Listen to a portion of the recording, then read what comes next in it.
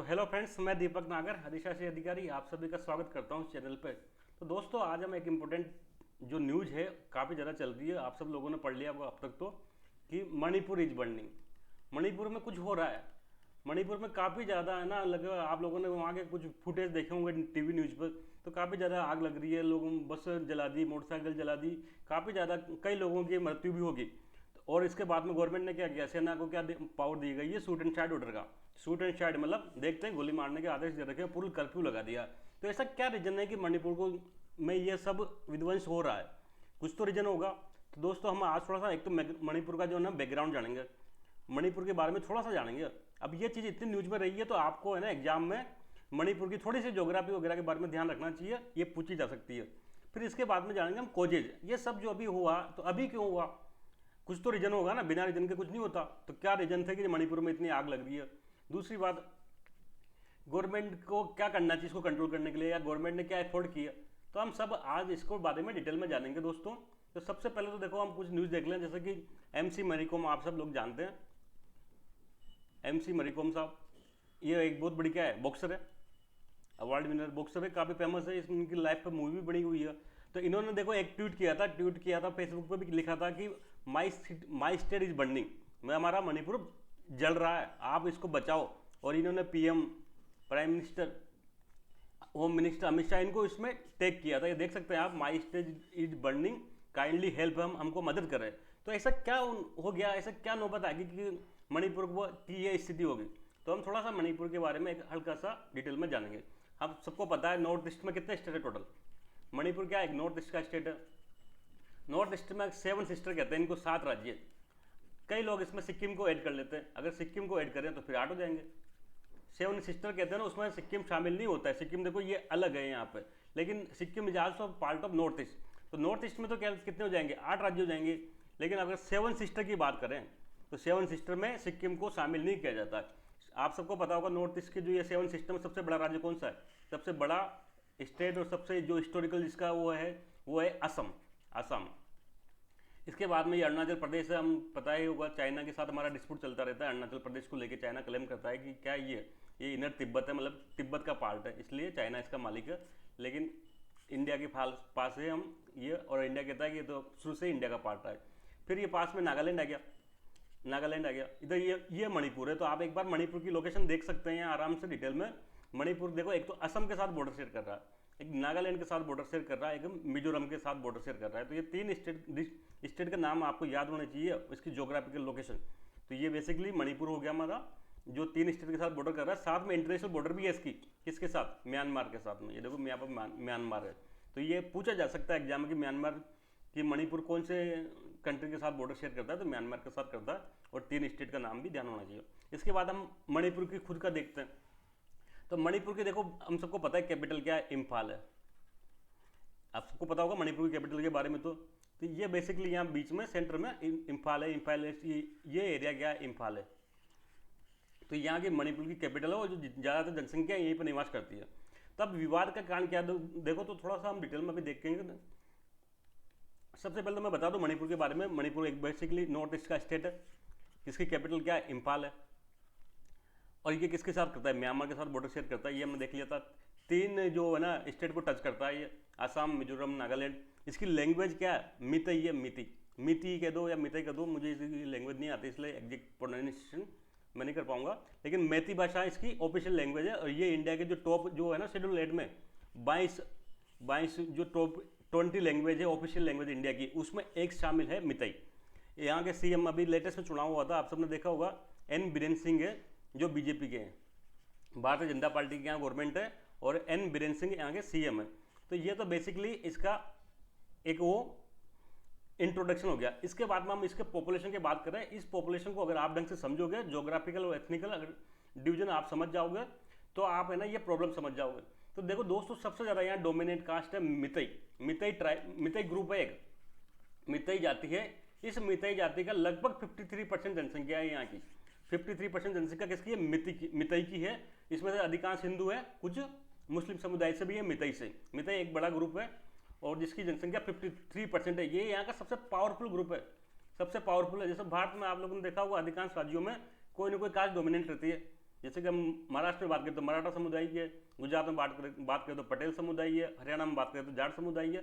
ऐसे अधिकांश राज्यों में कोई ना कोई जाति समुदाय है पावरफुल रहता है। तो यहाँ का जो मणिपुर का जो मेन एथनिक ग्रुप है ना, वो है मितई ग्रुप, जो बेसिकली 53% है, और ये ट्राइब में नहीं आता, नॉन ट्राइब है, मतलब एसटी में नहीं शामिल किया जाता।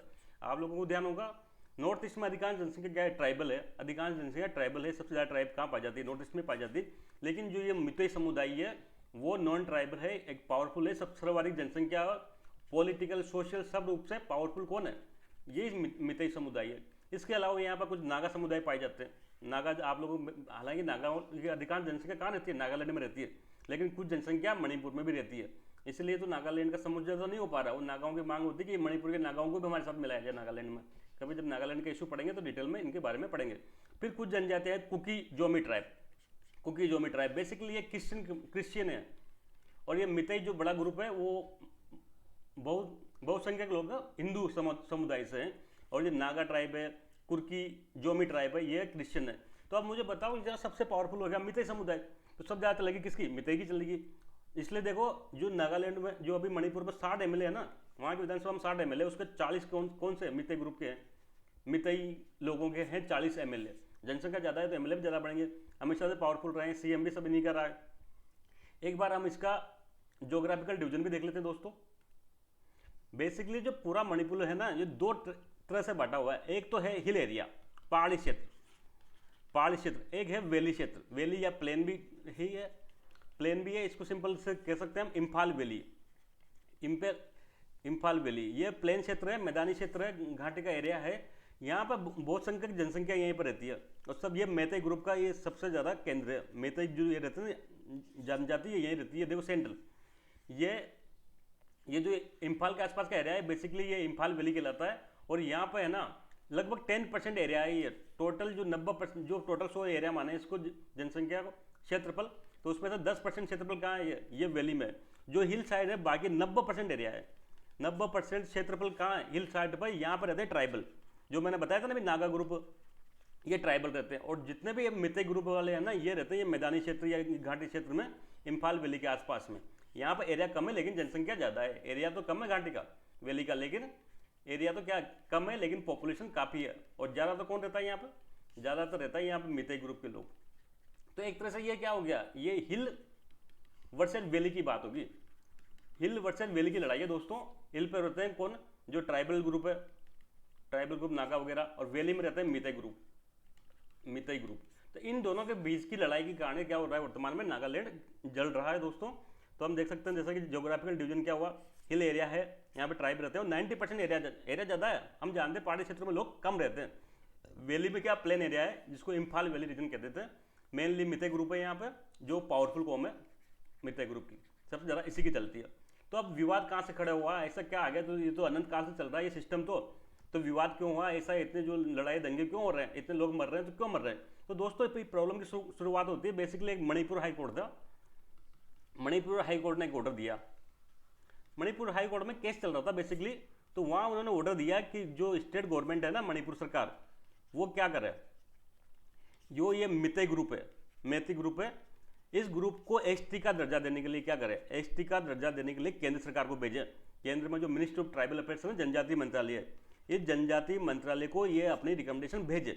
इसका था बेसिकली ये एक आरक्षण का मामला है एसटी का। ये मैती समुदाय क्या चाहता है, एसटी की, मैती समुदाय क्या चाहता है, एसटी का दर्जा चाहता है, एसटी स्टेटस, जो अभी उसको पास नहीं है, अभी वो नॉन ट्राइबल है, तो ये स्टेटस चाहता है।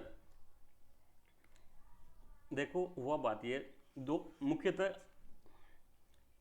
हिल एरिया था, एक था ये वैली एरिया। 90% एरिया हिल में, वैली में 10%। पर यहाँ पावरफुल जनजाति रहती है मितई। ये मितई समुदाय क्या, यहाँ रहते हैं ट्राइबल एसटी कैटेगरी वाले लोग, ज़्यादातर जनजाति लोग रहते हैं। ये है नॉन ट्राइब मितई। अब ये मितई क्या चाहता है, ये मितई चाहता है अपने लिए एसटी स्टेटस। तो इन्होंने हाई कोर्ट में, मणिपुर हाई कोर्ट में केस कर रखा था, मणिपुर हाई कोर्ट में केस दर्ज करा रखा था।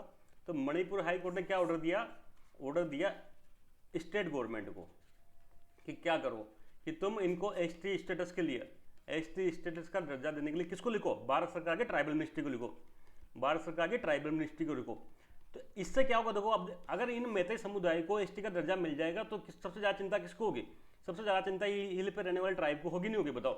क्योंकि अगर ये भी इनके साथ एसटी में दर्जा मिल जाएगा तो जो इनको नौकरी मिलती है, नौकरियों में जो रिजर्वेशन है, नौकरियों में शिक्षा में जो रिजर्वेशन है वो इनका कम होगा नहीं होगा? जाहिर सी बात है ये डोमिनेंट कास्ट है, अगर इसको भी एसटी का दर्जा मिल जाएगा तो इनका तो एसटी का जो लाभ है, बेनिफिट है, बिल्कुल नहीं मिल पाएगा। तो इनको चिंता होगी, डर पैदा होगा कि हमारा जो रिजर्वेशन है ना वो खत्म हो जाएगा एक तरह से। अगर मैतेई समुदाय को एसटी का दर्जा मिल जाएगा तो हमारा तो कोई मतलब ही नहीं रहेगा एसटी स्टेटस का। तो इसलिए ये लोग क्या कर रहे हैं, ये लोग अपोज कर रहे हैं। इन्होंने मीटिंग करी और वहाँ पर धरना प्रदर्शन किया, जिसके कारण क्या हुआ, पूरे शहर में, पूरे राज्य में काफ़ी मात्रा में हिंसा वगैरह हुई। तो ये बेसिकली एक प्रक्रिया थी। एक मैं आपको यहाँ एक छोटी सी स्टेट और दे देता हूँ, किसी भी जाति को या किसी भी समुदाय को एसटी स्टेटस इंडिया में कैसे मिलती है। भाई कोई जनजाति, कोई जाति है, जैसे कोई मैतेई है, अगर इसको एसटी का दर्जा देना चाहता है तो कैसे क्या प्रोसेस होती है? तो देखो दोस्त, भारत में जो प्रक्रिया है ना, आगे बाकी तो आप डिटेल में पढ़ोगे किसमें, पॉलिटी में, लेकिन थोड़ा सा मैं यहाँ हिंट दे देता हूँ।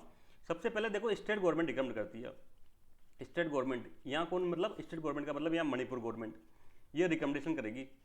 मणिपुर गवर्नमेंट क्या रिकमेंड करेगी, किसको? भारत सरकार के, भारत सरकार। इसका भी कोई फिक्स है, मिनिस्ट्री ऑफ ट्राइबल अफेयर्स, जो जनजातीय मंत्रालय है, इसके पास फाइल जाएगी कि भाई इसको क्या करो, एसटी स्टेटस का दर्जा दो। तो भारत सरकार है ना, जो एसटी कमीशन नहीं है क्या, राष्ट्रीय अनुसूचित जनजाति आयोग, एसटी कमीशन के पास परमिशन के लिए, मतलब परमिशन क्या के पास अपनी सिफारिश के लिए भेजेगी कि भाई क्या आप सहमत हो गए इससे कि जनजाति को एसटी का दर्जा दिया जाना चाहिए। अगर ये सहमत हो जाता है एसटी कमीशन भी, तो फिर अंतिम रूप से कैबिनेट के पास जाएगी, कैबिनेट के पास जाएगी, फिर कैबिनेट परमिशन दे देगी, तो ये एसटी में नाम शामिल हो जाएगा। ये एक प्रक्रिया होती है, कोई कानून कुछ भी नहीं बनाना, न कोई संविधान में अमेंडमेंट करना, कुछ भी नहीं करना, ये सिंपल प्रोसेस है भारत में। तो ये हाई कोर्ट ने यही ऑर्डर किया कि भाई ये स्टेट गवर्नमेंट यहाँ भेजो भारत सरकार को। एक बार भारत सरकार का फाइल चल जाएगी तो भारत सरकार को फिर आगे की प्रक्रिया अपनाएगी। अब इन जो नॉन ट्राइब ग्रुप का डर यही है कि चूंकि मैतेई जो जनजाति है वो पावरफुल है, वोट बैंक भी उनका ज़्यादा है, तो भारत सरकार भी उनकी सुनेगी, भारत सरकार भी उनकी सुनेगी। तो फिर ऐसी स्थिति में अगर इन कैटेगरी को, इसको जो एसटी का दर्जा मिल जाएगा तो फिर हमारा क्या होगा? तो problem start with Manipur high court. इन्होंने ऑर्डर दिया कि स्टेट गवर्नमेंट को क्या करो, स्टेट गवर्नमेंट को ऑर्डर दिया कि आप रिकमेंड करो जो ट्राइबल मिनिस्ट्री को, भारत सरकार के ट्राइबल मंत्रालय को, कि मैतेई समुदाय को क्या करें, एसटी लिस्ट में डाले। तो अब इन्होंने बाकी जो है ना ट्राइबल ग्रुप थे, इन्होंने इसका अपोज किया और इन्होंने है ना क्या किया, बंद का, बेसिकली बंद का ऐलान किया था। जो ट्राइबल सोलिडरिटी मार्च बुलाया था ना, tribal solidarity march called by all tribe student union Manipur, ये याद, नाम याद रखना, ATSUM, ATM करके एक वो थी, क्या बोलते संगठन, उसने है ना बंद का वो एक तरह से आह्वान किया था, all tribal student union of Manipur, ATSUM, इसने बंद किया। इसी में काफ़ी मात्रा में हिंसा हुई। बाद में क्या हुआ, हिंसा वो भड़क गई। इसके बाद सरकार ने है ना अभी सेना बुलाई है, आप सब लोग पता होगा, सेना बुला के कर्फ्यू लगा दिया और क्या किया, शूट एंड साइड का ऑर्डर जारी कर दिया, शूट एंड साइड का ऑर्डर जारी कर दिया कि देखते हैं गोली मारो ताकि हिंसा को कंट्रोल हो। तो दोस्तों अभी के लिए इतना ही, जल्दी मिलेंगे नए टॉपिक के साथ, तब तक के लिए थैंक यू, जय हिंद।